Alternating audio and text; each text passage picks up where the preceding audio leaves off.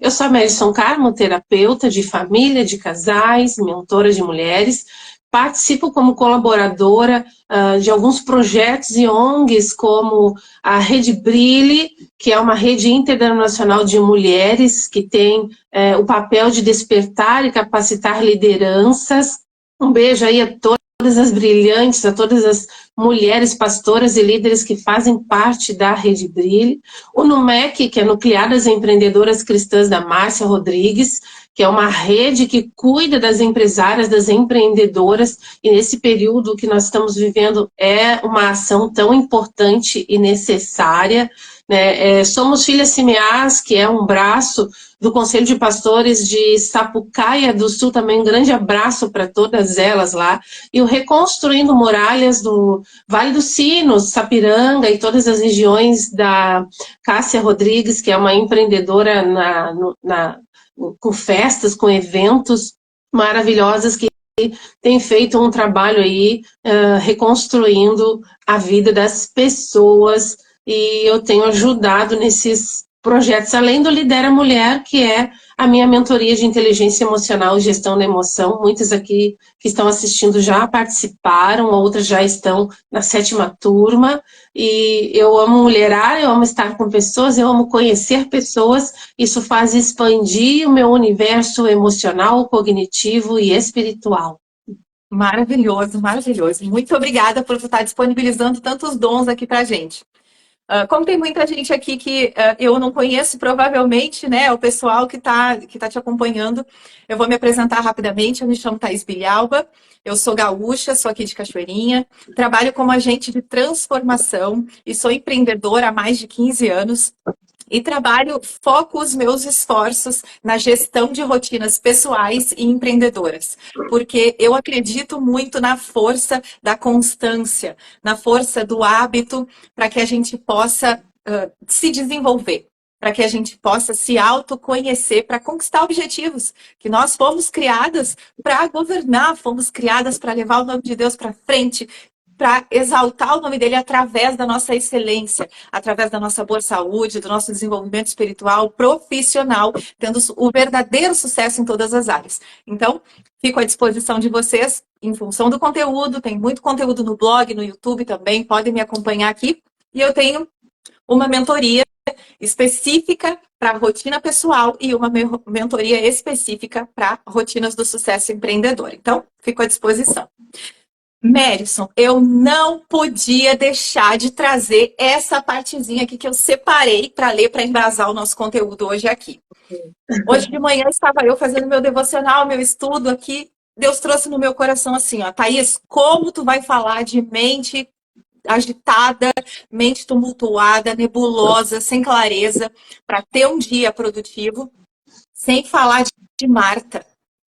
Então, para as meninas que não conhecem, eu vou trazer aqui 2 parágrafos, tá, meninas? Aqui, ó. Caminhando, Jesus e seus discípulos chegaram a um povoado, onde certa mulher chamada Marta o recebeu em sua casa. Maria, sua irmã, ficou sentada aos pés do Senhor, ouvindo sua palavra. Marta, porém, estava ocupada com muito serviço. E, aproximando-se dele, perguntou: Senhor, não te importas que a minha irmã tenha me deixado sozinha com o serviço? Diz-lhe que me ajude. E o Senhor respondeu: Marta, Marta, você está preocupada e inquieta com muitas coisas, todavia apenas uma é necessária. Maria escolheu a boa parte, e esta não lhe será tirada. Guria, como a gente se ocupa com tarefas, com preocupações, como se isso resolvesse ou edificasse a nossa vida.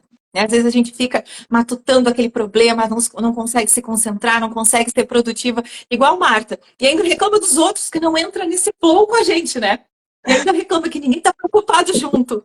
Então, eu quero te pedir para explicar para a gente por que a gente se sente assim, às vezes tão dentro de uma caixa, que parece que algumas coisas não andam, não tem resposta, não fluem como deveria. É verdade. Falar em mente calma, rotina equilibrada, nesse período específico que nós estamos vivendo aqui no Rio Grande do Sul, é até desafiador, né? mas também importante, porque hoje nós estamos enfrentando uma realidade muito dura no nosso estado, que trouxe muito sofrimento, muitas perdas, muito luto, muito desespero. E as pessoas já estão passando para um outro nível dessa situação, que é o nível do estresse, que é o nível dessa mente que não está calma, que não está equilibrada e faz com que a gente fique com o coração nebuloso, que o nosso coração ele se turbe. Falar em mente calma em relação à rotina, nós estamos falando de tudo o que nós vamos fazer no nosso dia vai exercer algo sobre a nossa vida, sobre as nossas emoções, vai impactar na nossa vida biológica, emocional e espiritual, e vice-versa. A nossa vida emocional, espiritual e biológica também impacta as nossas atividades, o quanto energia nós temos para realizar essas coisas, o quanto equilíbrio, quanta calma ou paz nós necessitamos para enfrentar as demandas da nossa vida, né? Eu gosto muito de uma passagem do Evangelho de João 14 que fala assim: não se turbe o vosso coração, crede em Deus e também em mim. É Jesus falando com seus discípulos. E o contexto dessa fala é na ceia do Senhor, onde ele estava preparando os discípulos para a sua crucificação, para a sua partida. Eles tinham uma ideia, Jesus já tinha anunciado isso, mas eles não sabiam como isso ia acontecer de fato. Porque a gente só consegue entender o que está na nossa vida quando as coisas realmente acontecem. Nós temos até uma certa previsão, um certo preparo, mas não a totalidade daquilo ali e o quanto aquilo vai impactar a nossa vida, a nossa rotina. Mudou a rotina dos discípulos quando Jesus partiu, né? Mas ele enviou um consolador. Então, ele fez uma ceia. Aqui tem algo bem importante de ensino para nós. Quando Jesus convida os discípulos a uma ceia, a uma mesa, a compartilhar a situação que estava por vir e a prepará-los, isso nos mostra que a palavra de Deus, quanto mais nós estudamos a palavra, estamos na comunhão, buscamos intimidade com o Senhor, mais nós somos preparados internamente para enfrentar o que está por vir, ainda que a gente não saiba o que vai acontecer. Porque o nosso espírito vai sendo edificado e fortalecido. Olha a importância de nós buscarmos a Deus diariamente.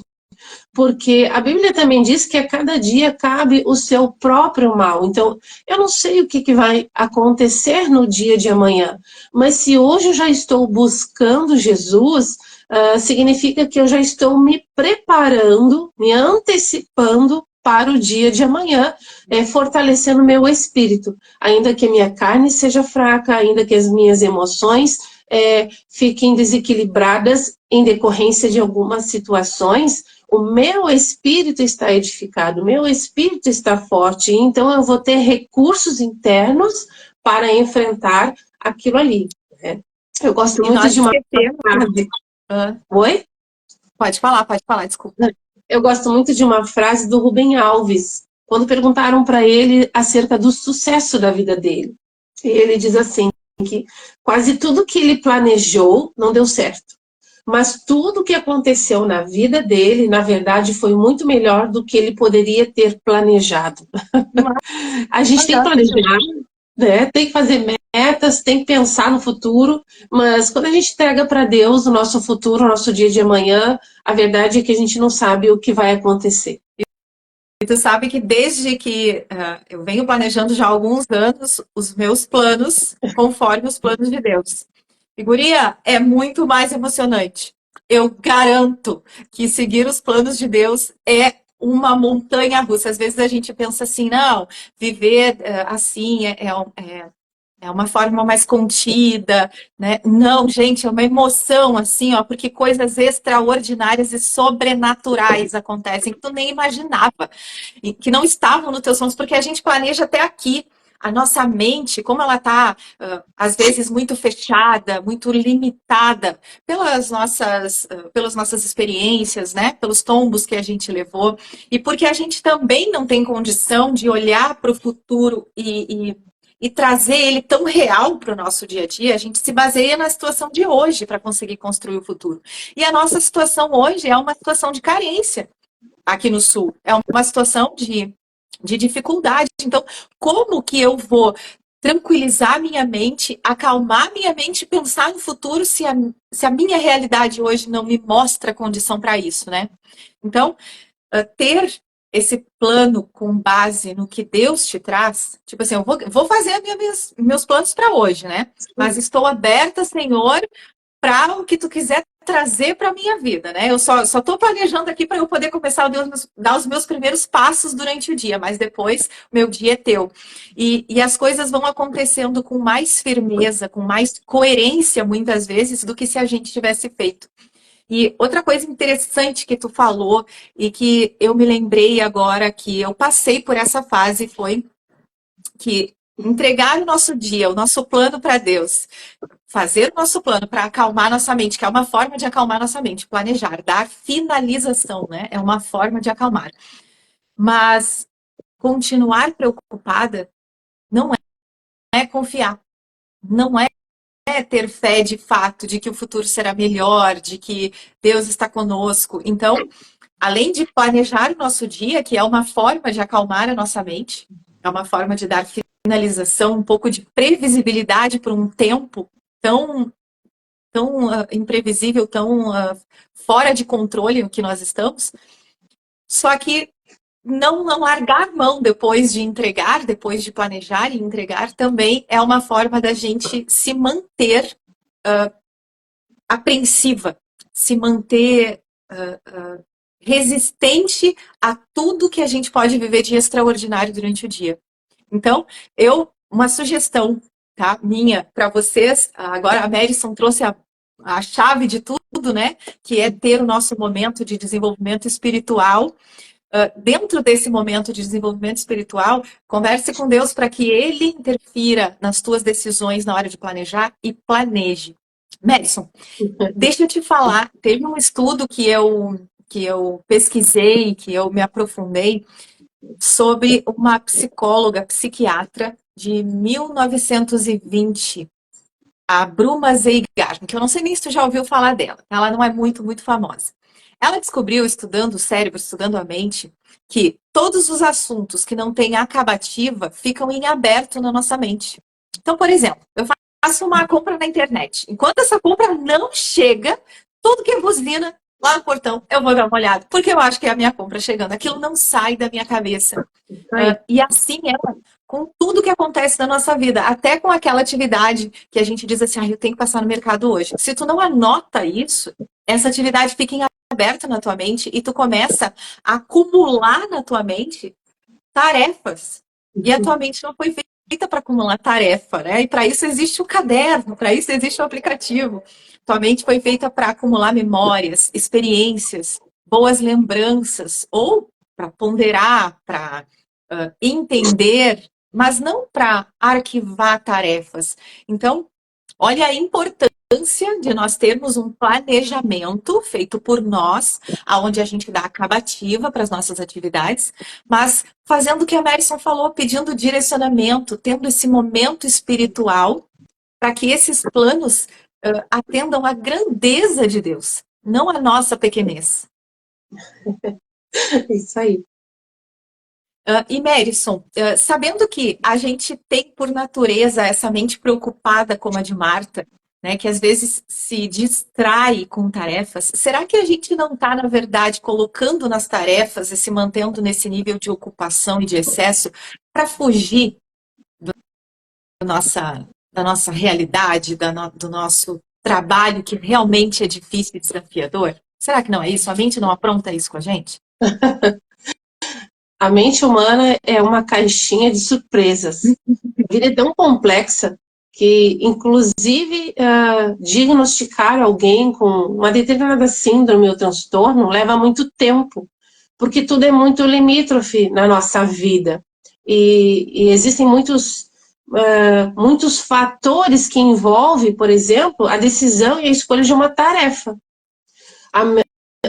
Nós, quando não finalizamos, e Rubem Alves, ele também falava isso, nós precisamos de escolas de escutativas, não só de oratórias, porque nós precisamos aprender a nos escutar, escutar a nossa alma. Todos nós temos uma voz interna, um diálogo interno, e esse diálogo ele pode ser desafiador quando ele começa a promover ansiedade, estresse, inquietude, falta de paz. Eu comprei algo na internet e aquilo já não é mais uma expectativa boa, esperar pela chegada de um produto, já virou uma preocupação, uma inquietação. Quando vai chegar? Será que vai chegar? Vai chegar inteiro? Então a gente começa a conversar com a nossa mente um diálogo muito negativo no lugar de colocar mais otimismo, mais energia, mais esperança, mais alegria naquele diálogo. E isso, neurologicamente, é em função da nossa ancestralidade, que nossa mente foi programada para ver mais rapidamente o que é ruim do que o que é bom. E nós registramos rapidamente o que é ruim por uma questão de preservação da vida. Se não fosse assim, nós não teríamos enfrentado na selva os animais ferozes e não teríamos sobrevivido e dado continuidade às nossas gerações, por exemplo. Mas hoje a gente não vive mais numa selva, numa caverna, nós estamos na sociedade, na cidade, na capital, né? E os riscos são outros, que fazem com que a gente pense que uma compra atrasada seja um grande problema. É a nossa mente. Bill Johnson, pastor, que eu gosto muito dos seus livros, ele fala assim, que depois de Deus, a mente humana é a coisa mais poderosa na Terra, porque a nossa mente define quem nós somos, o que temos capacidade de fazer e para onde nós vamos. Aí a nossa mente, né, se os teus olhos forem bons, todo o teu corpo será luz. É a maneira com que eu enxergo a vida que vai fazendo com que minha vida tenha significado, e significado bom. E enfrentar as crises são necessárias. Isso vai fazendo com que a gente desenvolva maturidade. As crises podem ser econômicas, políticas, sociais, pessoais, financeiras, conjugais, familiares, ambientais, crises de saúde. E por que a gente tem tantas crises, né, neste mundo? No mundo tereis aflições, mas tende o quê? Thaís, bom ânimo, né? Ânimo fala de ânima. Ânima é a palavra original de alma. Tem de boa alma. Uau! Então tem de bom. Nós precisamos ter uma boa alma. E isso vem da mesa com o Senhor. A crise mostra a nossa vulnerabilidade. A palavra vulnerabilidade no latim vem de vulnerabilis, que significa a possibilidade, a suscetibilidade de ser machucado. Nós podemos ser machucados. Exatamente. Eu aprendi o significado de vulnerabilidade quando eu entendi que era a coragem de dizer eu te amo sem a necessidade de ser correspondido. É de poder dizer para a pessoa, Madison, eu te amo. E se eu não ouvir de volta, tá tudo bem. E eu tô expondo o meu sentimento, me abrindo para, quem sabe, ser machucada. Para, quem sabe, eu ser interpretada de outra forma, mas de qualquer forma, expor o sentimento, né? De um jeito sensível, mas corajoso e sem aquela barreira, aquela autoproteção. Então, essa vulnerabilidade que tu traz pra gente também é uma forma da gente ser mais leve durante o dia. Às vezes a gente cria tantas barreiras, tantos bloqueios na nossa rotina, nas nossas ações, ou em tudo que a gente vai doar para outra pessoa de si, que acaba tornando um dia tenso, pesado, sobrecarregado, só por não se permitir se abrir tanto, né? E aqui na rotina e no método também, na rotina pessoal que eu trago para as minhas clientes, para as minhas mentoradas, o desenvolvimento espiritual é a primeira ação da manhã. É o primeiro item, porque não se faz nada sem esse fortalecimento, sem fortalecer a nossa identidade, sem fortalecer quem nós somos em Deus. E sem captar a energia, a força vital, que é Ele que nos dá. Então, essa imersão espiritual, às vezes de alguns minutos, né, Verison? Às vezes a gente pensa assim, ó, nós vamos fazer o devocional, o estudo leva 1 hora, né? Não, você vai sentar para estudar, a gente aprendeu que sentar para estudar é chato, né, desde criança, né? Vai fazer teus tempos. Então a gente senta para estudar e pensa que tem que abrir aqueles cadernos e ficar 1 hora ali escrevendo, quando na verdade não é o tempo que importa e nem a quantidade, mas é o tanto que tu capta daquilo. Tem dias que eu vou fazer o meu estudo aqui de manhã, o meu devocional, eu leio um versículo, 2 linhas às vezes, e eu fico imersa naquele um versículo ali o dia todo, não só naqueles minutos em que eu estou meditando sobre aquilo, mas também durante o dia, que é para onde eu levo aquele aprendizado. E muitas vezes, pessoas, acreditem, tudo que a gente estuda de manhã, de dia, acontece. Parece que é para testar, parece que é para te treinar, parece que é para te desenvolver. Mas Deus está sempre te acompanhando em todos os momentos e permite que o teu estudo seja aplicado durante o dia. Então, esse estudo faz com que eu tenha minha mente mais calma durante o dia, porque estou fortalecida nele. Olha que coisa fantástica. Como que funciona o teu estudo aí, Verison, se tu faz ele na parte da manhã? Faço. Mas mais do que um estudo, eu aprendi a desfrutar a vida. Maravilhoso. Quando a gente aprende a desfrutar a vida, a gente aprende a reconhecer Deus em cada momento do nosso dia, da nossa rotina, da nossa vida. Eu tenho o costume de fazer o devocional de manhã com meu marido, com a minha família, no café da manhã. Mas depois que cada um aqui de casa vai para suas atividades, eu trabalho em casa online, tanto nas terapias quanto mentorias e reuniões. Ao longo do meu dia, eu vou falando com Deus no meu coração e vou buscando ouvir a voz de Deus. Então, quando o Rubem Alves fala das escolas de escutatórias, é porque a gente tem que aprender a silenciar a nossa mente para poder ouvir a voz de Deus. Silenciar a nossa mente para poder ouvir o outro, porque senão a nossa mente ela tende a criar avaliações e julgamentos muito rápidos e a gente quer dar logo uma resposta, uma solução para tudo na vida. E está fazendo algo aqui, mas não está no agora, já está no futuro. O que eu tenho que fazer depois, o que eu preciso resolver depois, aonde eu preciso ir depois.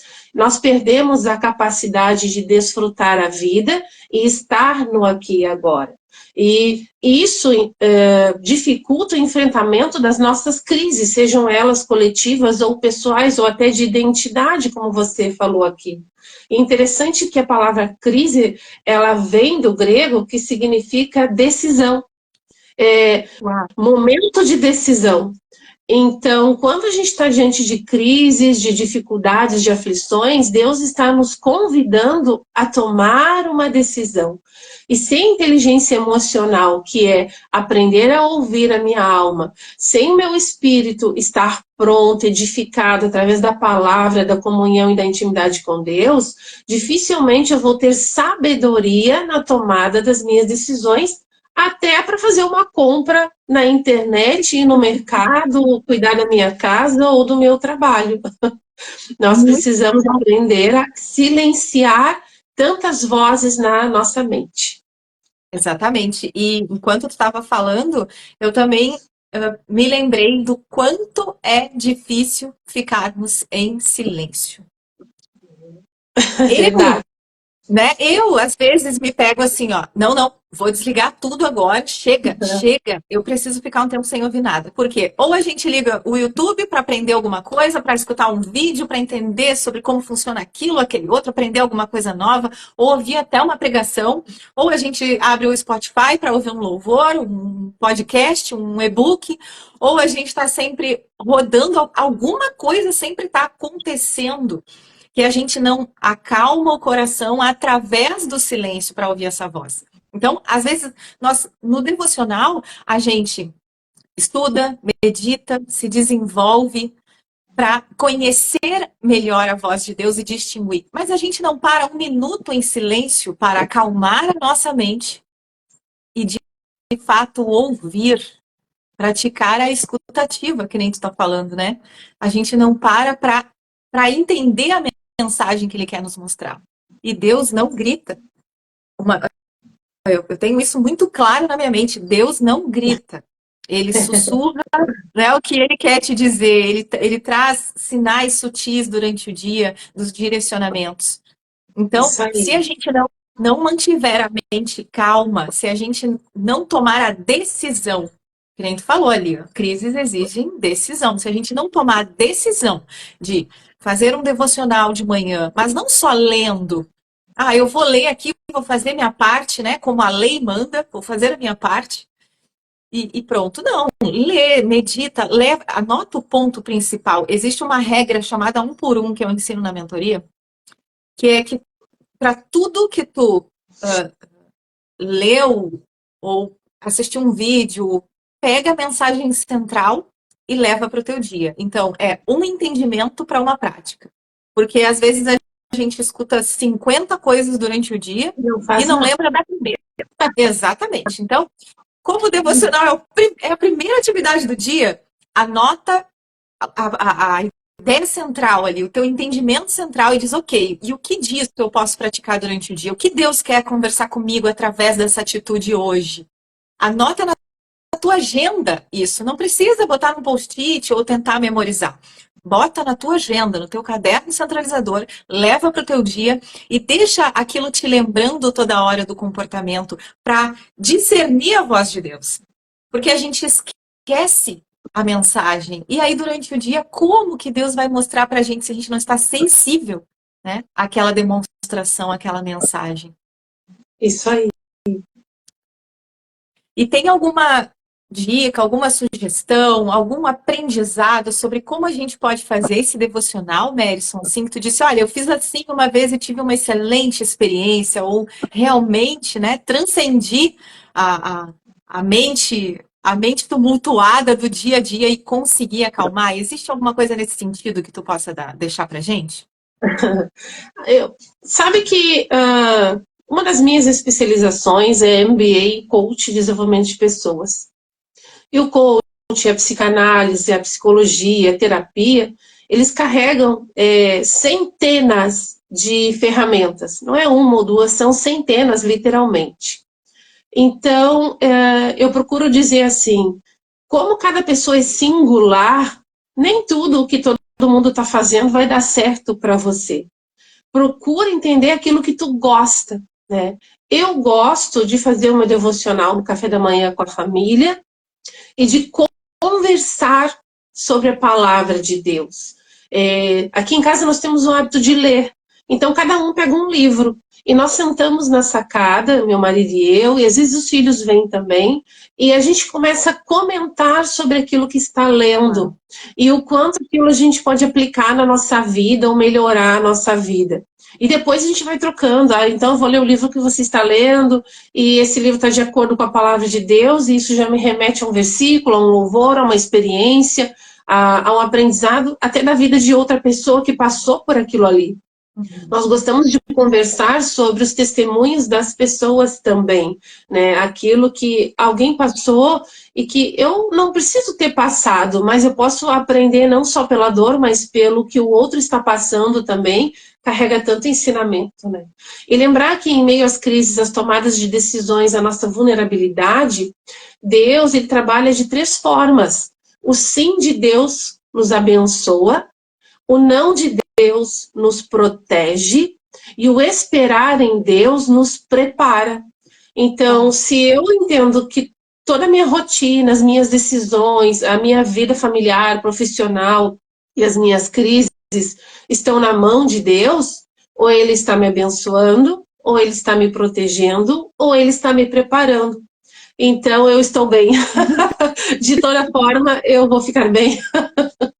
Tu É sabe um verdade? versículo, é muito verdade, um versículo que me acalma muito quando eu me pego, porque é uma luta diária, né? Um desafio diário, tu exercer a tua fé, exercer o descansar em Deus, porque os problemas por onde tu vai te tornando resistente, forte, fortalecendo a tua fé, os problemas vão sendo mais robustos também, como forma de te desafiar a crescer naquilo, né? Então, a superar aquela situação.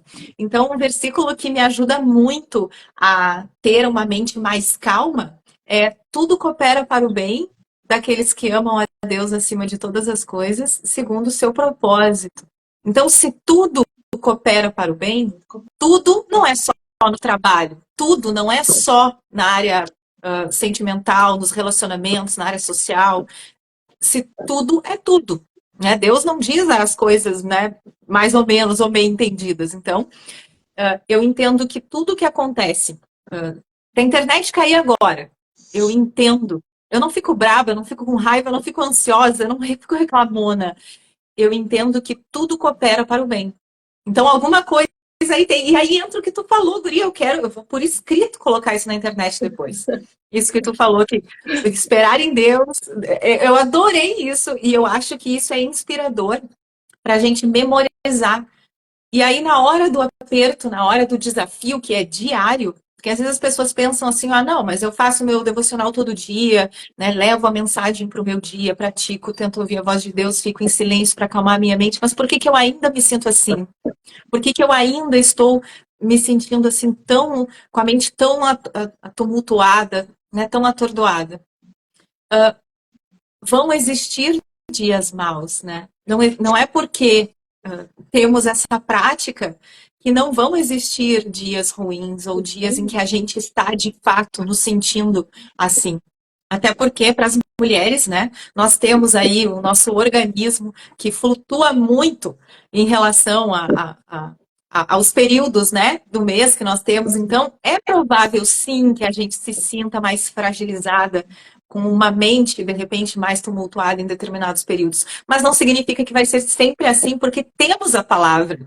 Isso é o maravilhoso. Não é porque um ou outro dia está sendo atípico que será sempre. Então, vamos continuar fortalecendo a nossa fé, inclusive nos dias em que a mente não estiver tão calma, tão clara assim. Que é aí que entra a dificuldade. Naquele dia que tu tá sem paciência, naquele dia que tudo tá dando ao contrário, que tá cheio de coisa para fazer, que tem um monte de ligação chegando, e tu consegue parar 5 minutos e dizer: não, agora é o tempo com Deus que é prioridade para mim.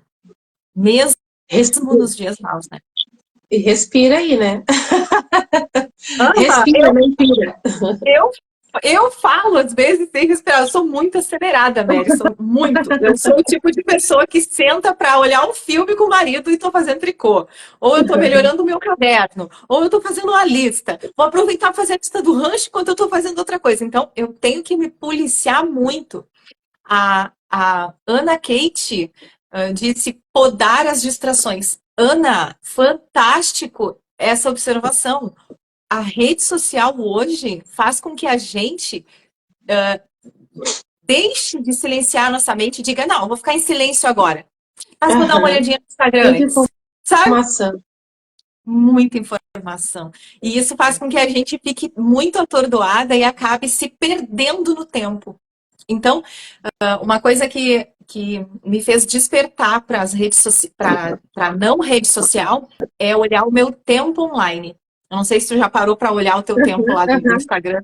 Guria, eu fiquei chocada a vez que eu olhei. Eu digo: meu Deus, se Isso uma aí. hora desse tempo eu dedicar para fazer uma leitura, se uma hora desse tempo eu dedicar para ler a Bíblia ou para ficar só em silêncio, o meu desenvolvimento é muito maior do que se eu ficar olhando vídeo informativo que seja, Isso mas aí. olhando vídeo, E sabe? às vezes nada, né? Aqui em casa a gente tem uma combinação, eu e o meu marido.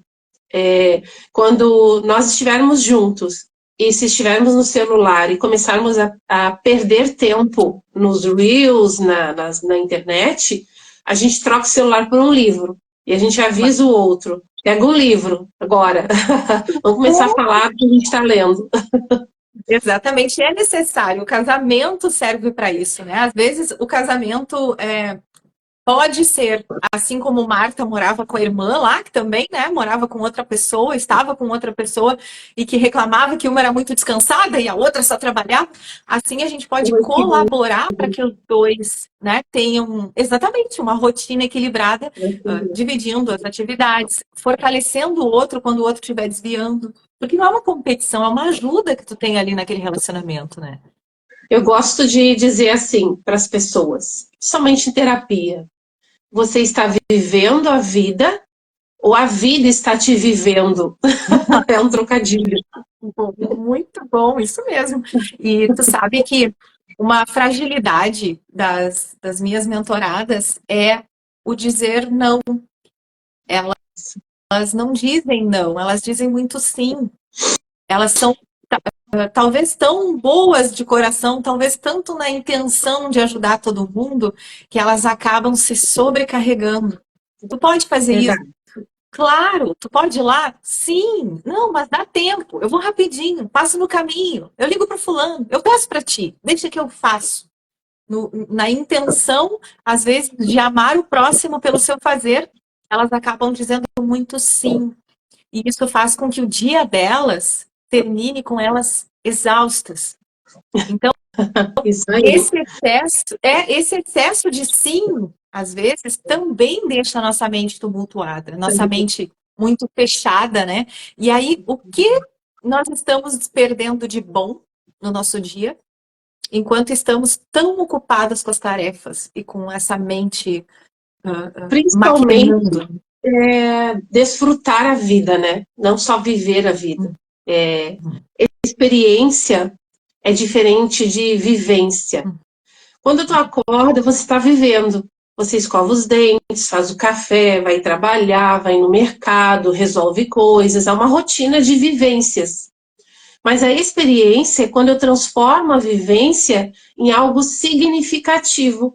E aquilo fica carregado de valor. Então, tem mais sentido. A vida tem sentido.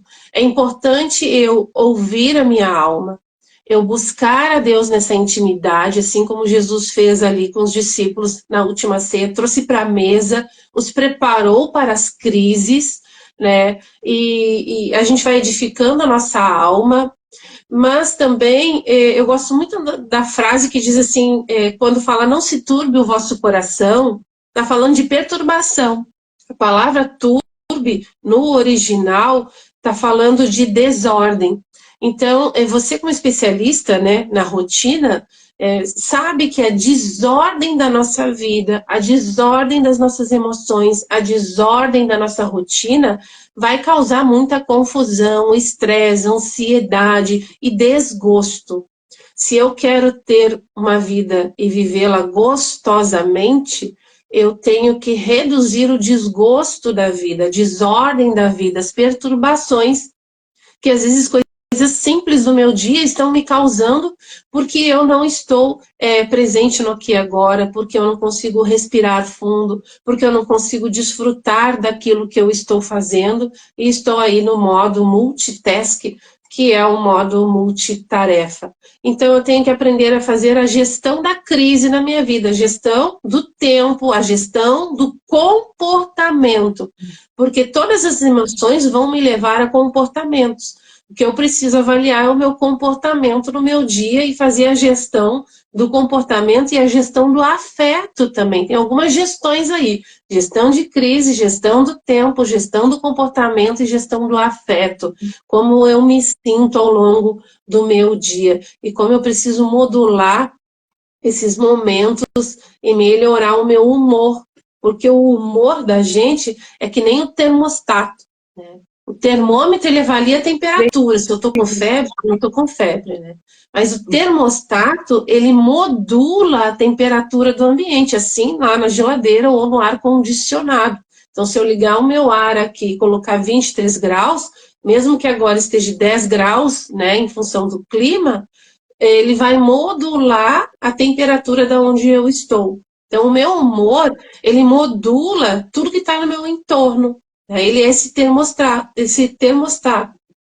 Se eu, por exemplo, acordei de mau humor, por questões biológicas, dormi mal, não me alimentei direito, comi muita gordura tarde da noite, por questões emocionais, estou preocupada com uma crise, com algo financeiro, com uma pessoa, com uma enfermidade, por questões espirituais, estou sobrecarregada, não consigo ouvir a voz de Deus, né? Estou sendo atacada por dardos inflamados do inimigo.